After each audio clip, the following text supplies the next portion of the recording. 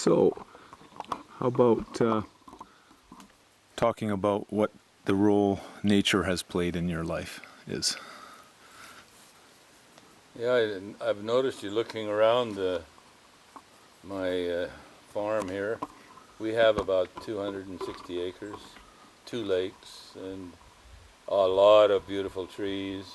This building that you're looking at was my own design and built with my own hands. I tried to keep it relatively cheap. I've always had an awareness that if you spend too much money on your house and your car and those kinds of things, that you're not going to have the freedom to enjoy nature or do other things that make life really satisfying. When I was a kid, our family used to go camping a lot. I was a Boy Scout, loved camping off in the bush and going into the mountains. I lived in southern Alberta, and the Rocky Mountains were sort of my playground. Whenever I could, I would be there.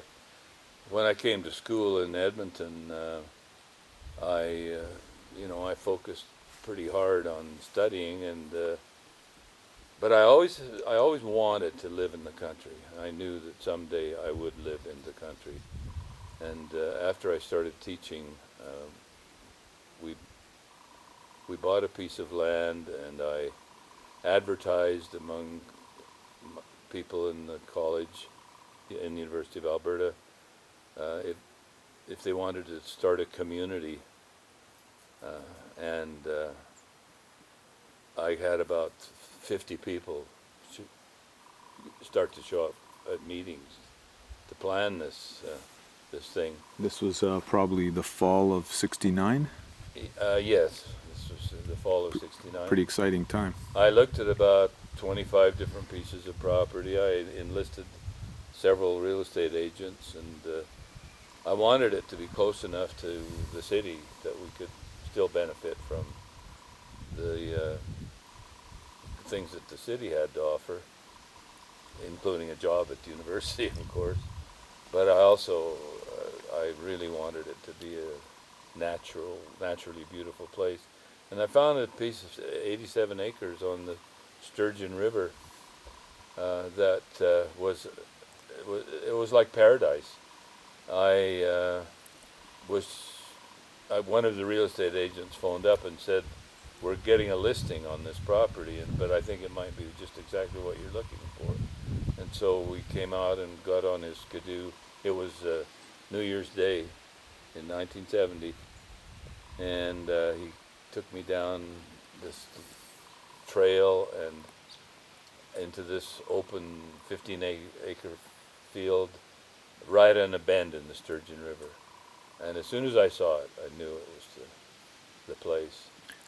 And within a few months, I had a number of people who were prepared to commit to putting a little money in to buy shares in this land. And we bought an old barn, a big, beautiful old barn that used to be on Highway 16 between Stony Plain and Spruce Grove. Yeah. Dairy barn. Yeah, it was one of our lucky days. A friend of mine, Jeff Wright, and I stopped in to look at, because they were tearing down a big 3-story house there, and there was this barn just sitting out there in the field. And we looked at it and we thought, wow, this would be the perfect communal headquarters, And so we talked to the man that was working on the house, and he said, "Boy, this is your lucky day." He said, "You get that building out of here by the 1st of September, and it's yours for $500." And I knew that the lumber alone that was inside it was all this fir, these wonderful fir planks, and it was lined with fir, and it had been built in the early '50s, back when fir was readily available. I mean, it was one of the most beautiful barns that I'd ever seen. And we rented equipment and we moved it and ourselves. And the biggest problem we had, we built a basement to put it on, and when we got it up there on the hill where this basement was, there wasn't room to turn it enough. We took us about 5 hours to get it in position. But anyway, that we started growing as much of our own food as we could. Anyone could come and live there. They had to pay a modest rent, and that meant that for the average person, they could work for a month, and then they could afford to live there, because so much of our food we produced ourselves. We had a cow, took turns milking our cow. We had a huge garden. We had a greenhouse attached to the front of the barn, and we grew spices and all kinds of sprouts. And we had chickens, and we had pigs, and we had chickens running all over the place, and we had sheep, and it was a wonderful way to feel closer to nature. It was a cornucopia of great food. I remember the homemade ice cream that was made from our own cream with, Yes. and Yeah. I think peaches that had just been brought from the Okanagan by somebody, and it was like a real ritual. Everybody waiting for this ice cream to gel while it was being hand cranked. Yes. Well, we not only made ice cream, we made yogurt, we made butter. There's just, it's amazing how many people one cow can feed with dairy products. We had friends who gave us some animals. We had friends who gave us a sheep, and when it got big enough to slaughter, and we had a feast, and when they found out we'd killed their sheep, they were really mad at us. I don't know what they thought we were going to do, how many pets they figured we could afford to keep, but people think of sheep as these wonderful, innocent little creatures, and eating them wasn't right in some people's mind, but you have to eat something. And we were not vegetarians, most of us, but we did. One of the things we tried to do was slaughter our own animals. We didn't want to subject them to the commercial kind of slaughtering and meat packing.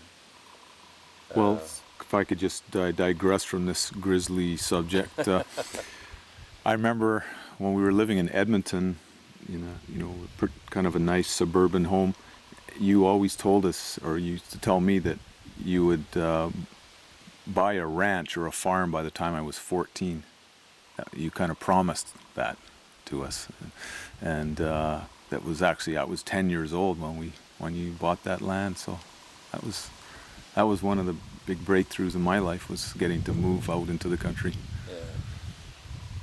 Well, it just all seemed to come together in 1969. The whole Back to the Land movement was going on in the States. The first couple of years of hippie lifestyle in Haight-Ashbury and so on had run its course, and a lot of those people were looking for the next step, and the next step was to go live in the country. And living in the country was a lot more interesting and a lot more rewarding when you had other people to live with. So the communal thing just seemed like a natural progression. I visited several communal developments in California and so on, and so I had a few ideas what I wanted. And but of course our climate is so different. It was a different kind of experience than it was in California. But nevertheless, it was so rewarding. It just seemed like every week we would have some kind of a get together. It ended up that we were the nucleus for a lot of people to move into property, buy property, and live along the Sturgeon River. Some of them directly across the river from us. We used to go by canoe to parties and so on, up and down the river, and people would come by canoe, and it just seemed like such a wonderful revival of a rich lifestyle closer to nature. And I mean, eventually the communal thing kind of ran its course. I married a woman who wasn't that interested in living communally, so we bought a farm. That's what happened to most of the people who lived there. They bought land and moved out, and this is the place that we bought. It had been owned by friends of mine, and it's in many ways it's the nicest piece of land in the whole county, and I know that because I was reeve of the county for many years, and I got to know the county really well. We've basically left it as natural as we could. There was a little tiny two-room cabin here when we bought it, and that's the basis for this building. I like hip roof structure because it provides you with so much space up on the second floor. As you can see, we added front and back to the cabin that was here, and then the whole second floor covers all of that space. And then I wanted to have an unusual tower, you know, to kind of mark the place, and so my son and I built this hexagon tower, which was quite an engineering feat considering we had to build it on the floor and then hoist it up there, and took a couple of 3 years to finish it inside and so on. It was funny, one day a First Nations man came in here, and he had seen it from the road, and he was curious, and he came in and knocked on the door, and so I took him inside, and he looked it over. You know, he was really interesting, and finally, as he was leaving, he said, "Yes," he said, "This is quite something." He said, "Of course, you could have the same thing with a few poles and some canvas." And then that was when I first realized, essentially, it's a teepee built on the side of this barn structure. So, but it's a wonderful place to live. We have space, and it was affordable. We didn't go into debt $1 during the period we were building it, and it's